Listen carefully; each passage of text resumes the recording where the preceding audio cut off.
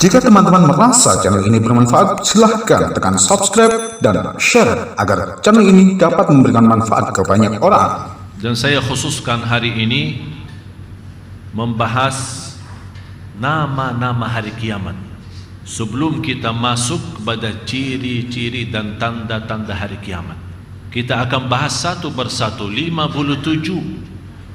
Di antaranya riba, di antaranya tersebar zina, di antaranya durhaka, di antaranya pembunuhan, di antaranya orang yang mengkhianati, orang yang bodoh, orang yang bukan ahli malah jadi pemimpin, dan banyak hal-hal yang lain. Orang yang jujur tidak dipercayai, orang yang berbohong dipercayai, itu semuanya perubahan. Malah yang terjadi lebih dahsyat lagi, orang yang tidak pernah mempelajari agama malah dia merasa diri pandai agama, dan dengan mudah, dengan berani membahas soal agama.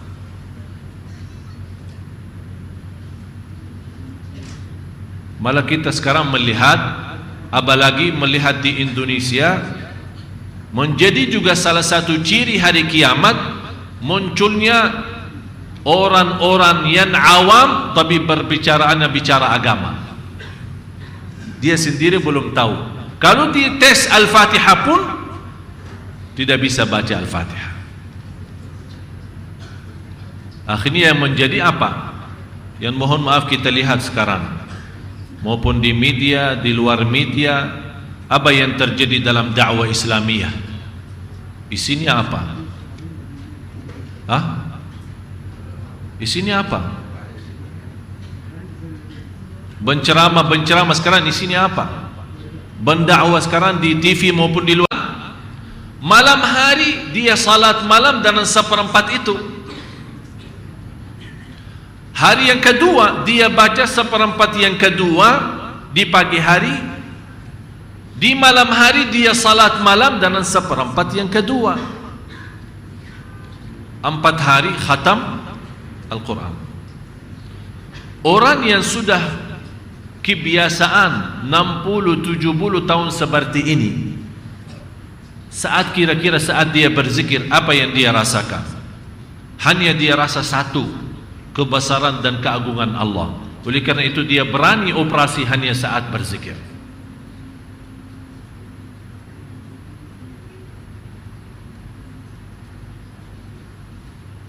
Subhanallah. Saya pernah salat di satu masjid, salat Jumat. Belum masuk waktu Jumat, kira-kira setengah jam. Waktunya mau naik mimbar. Dalam setengah jam lagi duduk, habis sunnah qabliyah duduk di masjid. Apa yang terjadi? Tiba-tiba gempa bumi yang hampir masjidnya penuh. Saya sendiri lagi duduk, sungguh Bapak Ibu saya tidak tahu apa yang terjadi.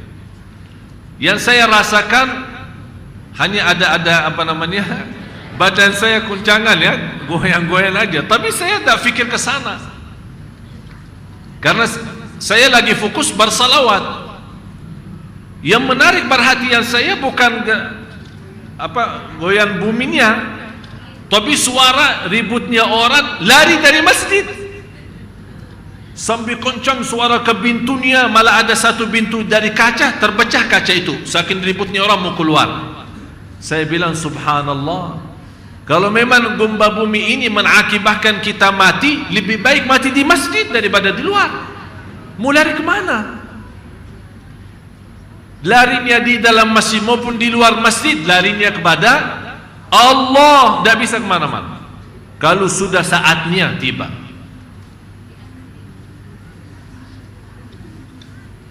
Akhirnya saya punya tema khutbah Jumat di saat itu. Saya sudah siapin tema, akhirnya saya rubah tema itu. Saya membahas soal gempa bumi itu. Isi khutbah Jumat saya. Tapi 53 ayat 57. Kemudian surah 56, ya yang 15, surah 56 suratul Waqiah ayat 1. 56 ayat 1. Yang ke-16, 16 nama ya. Yang ke-16 surah 69 ayat 1 sampai 3. Ya, tapi 3 ayat membahas satu nama. Jadi semua tersebut satu nama, berarti kita masih di nomor 16.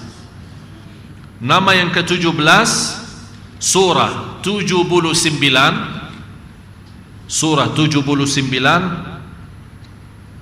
ayat 34. 79 ayat 34. Surah 80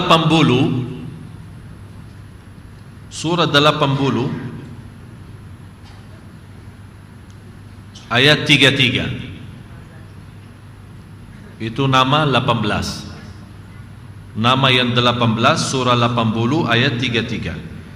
19 surah 99 ayat 1. Yang ke-20 surah 101 ayat 1 sampai 3. Ayat 1 sampai 3. Ini 20 nama dari 80 nama. Memang banyak.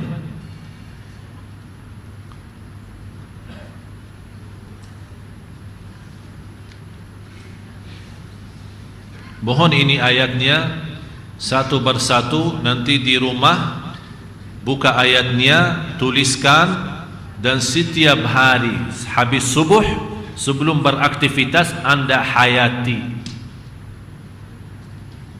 Mudah-mudahan ini bisa membuka dan menjadi ilmu bagi kita untuk bisa mencari nama-nama yang lain. Kan ada 80 nama. Coba kita bongkar ayat. Ada at-taghabun, ada yaumut tanad, ada yaumut talaq, yaumul hasrah, yaumun nadama.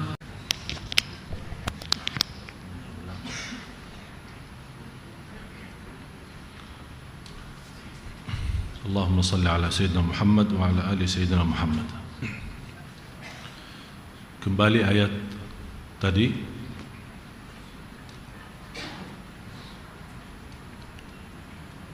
Sudah Bapak Ibu bisa tergambar kira-kira apa yang akan terbongkar nanti di hari kiamat di hadapan Allah Subhanahu wa taala. Mohon maaf kalau kita punya sesuatu terbongkar di hadapan manusia, kita malu. Apalagi manusia itu seorang yang terhormat atau seorang yang kita sayangi seperti orang tua kita, suami kita, istri kita, atau anak kita pun bisa kita malu. Padahal manusia semuanya tidak terlepas dari salah dan dosa. Bagaimana kalau kita terbongkar persoalan itu di hadapan Allah SWT? Ada para malaikat, ada para rasul, para nabi, dan miliaran manusia yang kita tidak tahu jumlahnya. Batas jumlah makhluk Allah kita tidak tahu. Dan yang lebih luar biasa, akan Allah tanyakan kita di hadapan seluruh makhluknya. Apa yang kita bisa jawab?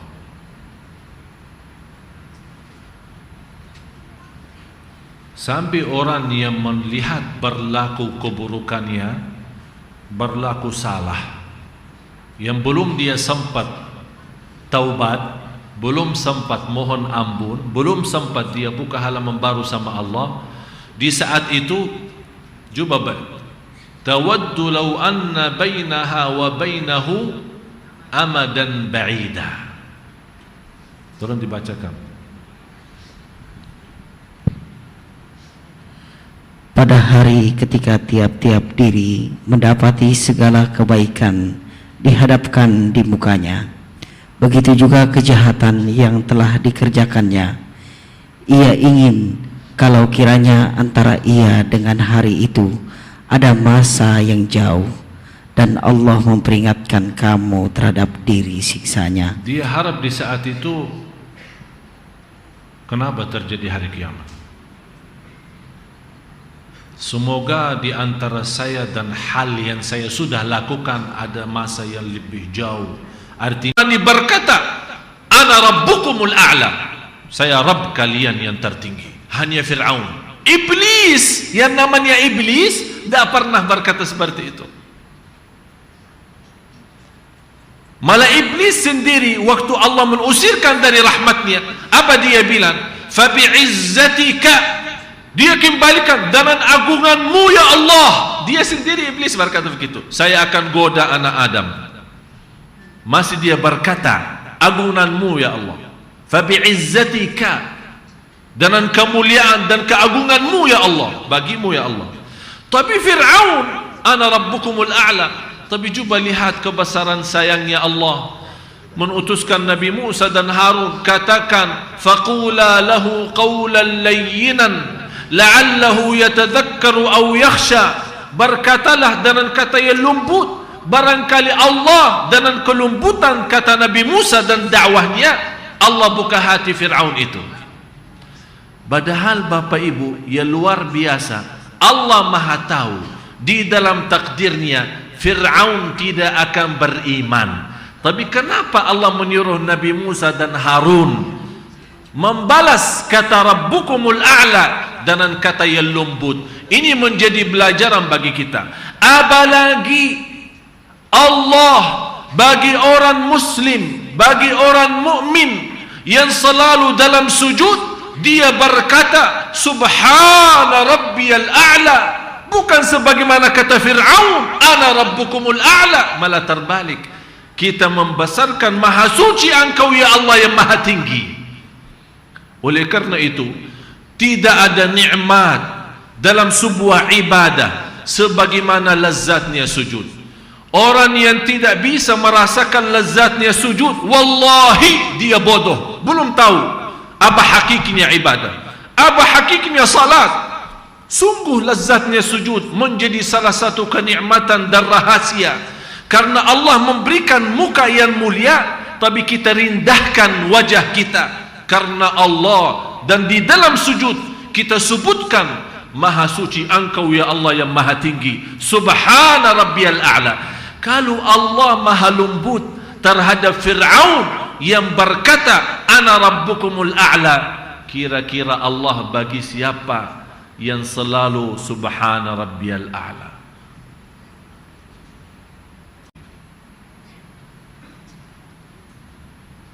Saya sunnah ba'diyah.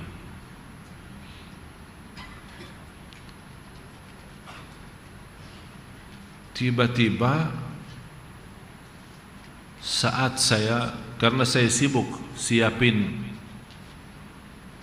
persiapan ceramah ciri-ciri hari kiamat, begitu saya di sunnah ba'diyah sujud, saya tidak merasa diri. Yang terbayang selama sujud hanya hari kiamat. Dan saya di saat itu merasa diri, ini dari dalam sujud, merasa diri di hadapan Allah, dan Allah buka buku amal. Sungguh jamaah sekalian, kalau bukan kita menceritakan, menjadi pelajaran bagi Bapak Ibu, bukan karena saya takut ria atau apa, tapi sungguh sujud itu lezatnya luar biasa. Ternyata selama ini belum kita mampu menikmati sujud. Terasa hati tenang begitu salam dari salat, nikmat, sudah tidak mau keluar dari masjid lagi, sudah tidak mau berhenti salat lagi. Itu yang saya mohon dan harapkan bisa setiap sujud kita rasakan. Bukan hanya sekali-kali, setiap salat kita rasakan nikmat itu. Sungguh lebih nikmat jauh daripada kekayaan dunia, daripada kemuliaan dunia itu sujudnya luar biasa. Jangan sampai kita terjadi orang yang nanti di hadapan Allah diperintahkan sujud karena Allah malah tidak bisa sujud. Doa makbul dalam sujud. Dan pernah kita bahas di surat Az-Zumar, salah satu rahasia ilmu orang yang senantiasa bersujud kepada Allah, langsung transferannya ilmu dari Allah SWT. Mudah-mudahan Allah buka hati Bapak Ibu semua yang hadir supaya bisa menikmati sujud. Saya yakin Anda kalau betul-betul berjuangkan, berusaha semaksimal mungkin nanti malam ini, nanti